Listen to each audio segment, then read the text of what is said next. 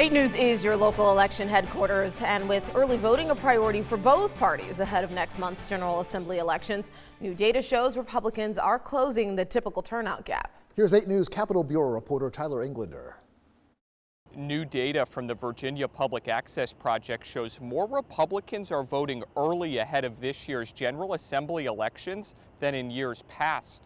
However, the number of people voting early still trails Democrats by wide margins. Months after Republicans launched their Secure Your Vote initiative encouraging Republicans to vote early, it appears the campaign is working.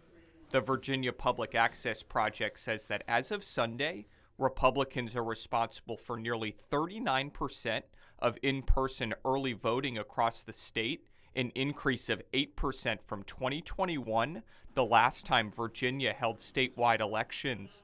Rich Marr is a professor of political science at Randolph-Macon College. The fact that there is even some measurable uptick suggests that he's making some inroads, that this effort is successful. On absentee mail-in ballots, Republicans have seen a more modest 4% increase compared to 2021.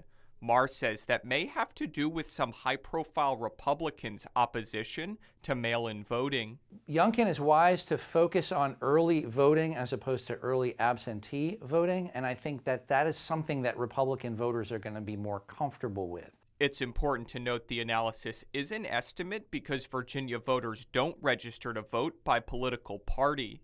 Meanwhile, Marr says the latest data shouldn't concern Democrats. He says the real test for Republicans will be whether their early voting initiative turns out new voters, not just those who previously voted on Election Day. I think the evaluation of whether it's a success or not will decide in November, right, when we see exactly how much of an effect it had on turnout. The last day of in-person early voting in Virginia is November 4th. Meanwhile, absentee ballots must be postmarked on or before Election Day. In Richmond, I'm Tyler Englander.